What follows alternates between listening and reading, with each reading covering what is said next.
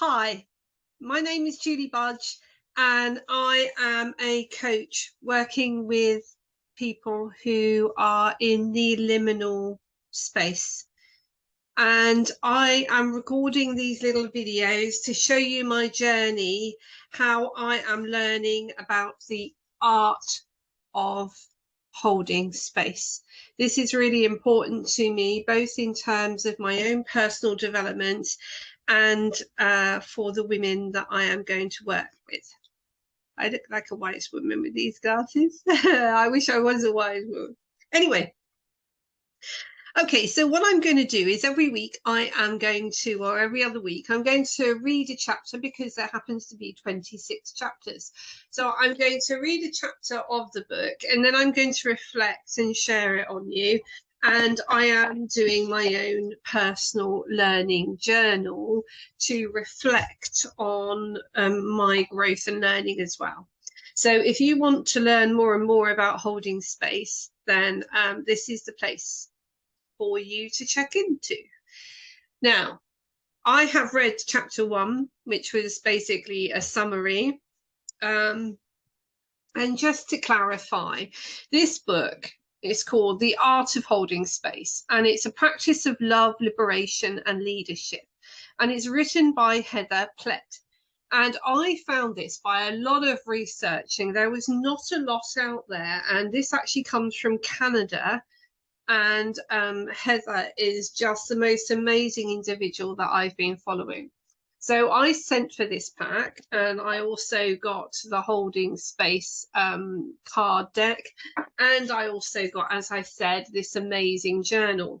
So what I'm doing is going through one chapter every other week and then reflecting upon that. So today I'm reflecting really on 2 chapters because the first one was really a summary of the rest of the book. So first of all, I thought it might be really good to just kind of summarize, about holding space. So she writes on the back of the book, which I think is kind of where was a good place to start, is a supportive, practical guide to all those who want to learn the best way of holding space for themselves and for others. And holding space is the practice of compassionately witnessing, accepting, and supporting someone else without judgment. And we do this whilst retaining our boundaries and our own sense of self.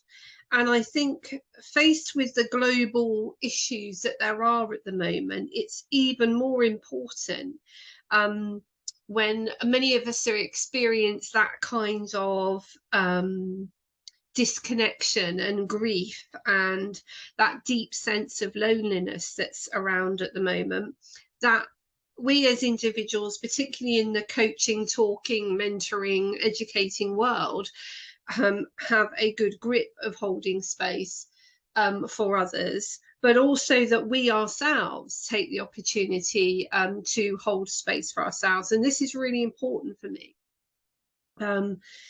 So I want to share this with you. So hence where I am. Now, chapter 2 was all about introducing liminal space, and that is kind of where I started really, because I recognized that my life history was very much about liminal space on many occasions due to bereavement mainly.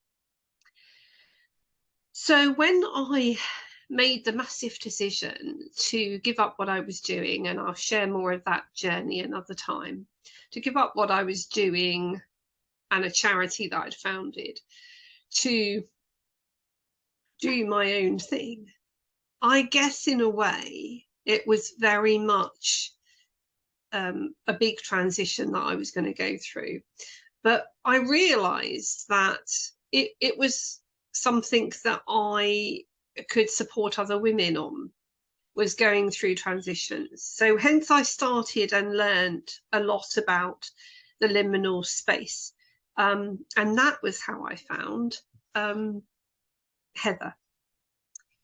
So in chapter 2, she talks about this liminal space, and she talks about trusting the liminal space. And I think it's really interesting, a nice little summary that she wrote in the little card booklet, which I thought I'd share.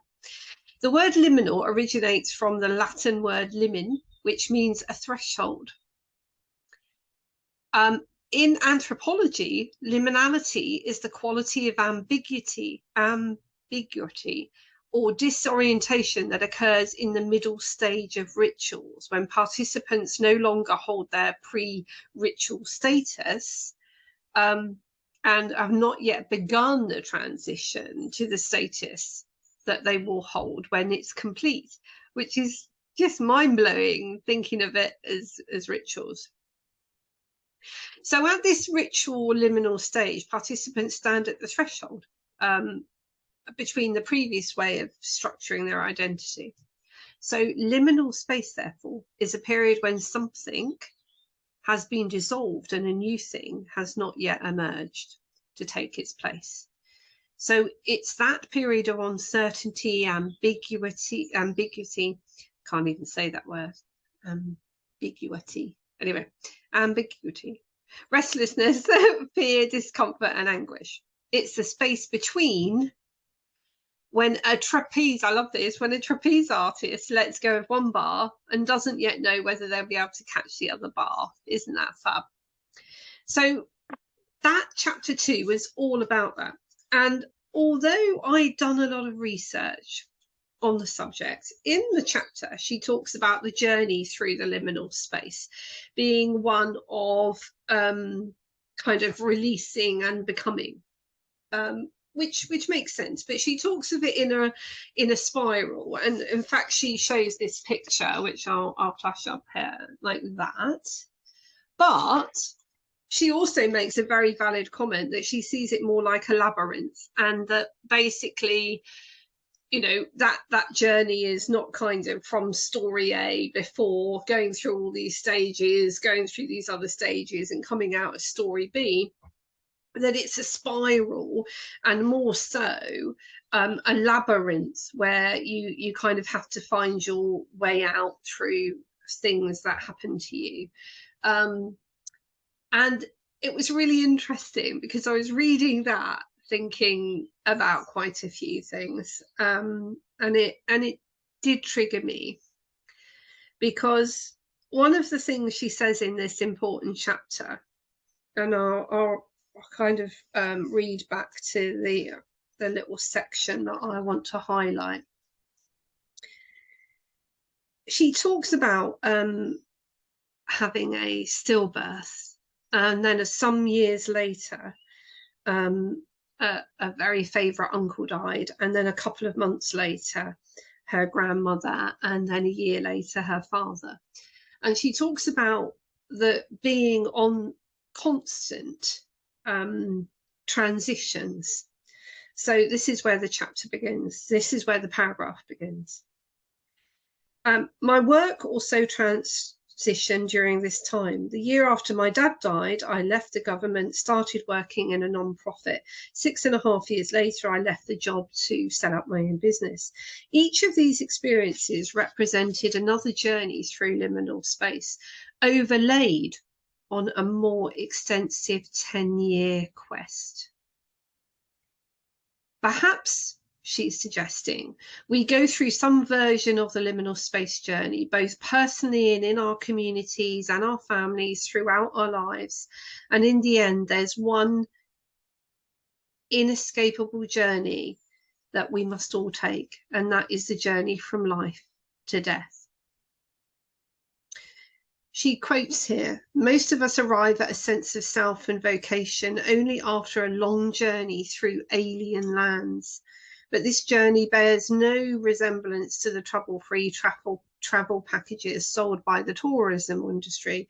It is more akin to the ancient tradition of pilgrimage, a transformative journey to a sacred centre. And I guess it's at that point that I journaled about, I guess, my journey in liminal space has has been something like 12 years. I can pin the start of it really with the death of my father in May 2011.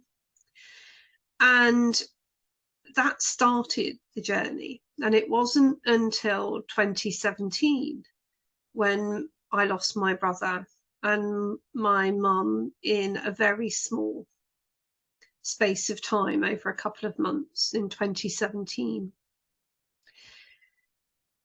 And it was during that time I set up and founded a charity, which I then chose to leave in February 22 and move 300 miles here to Wales.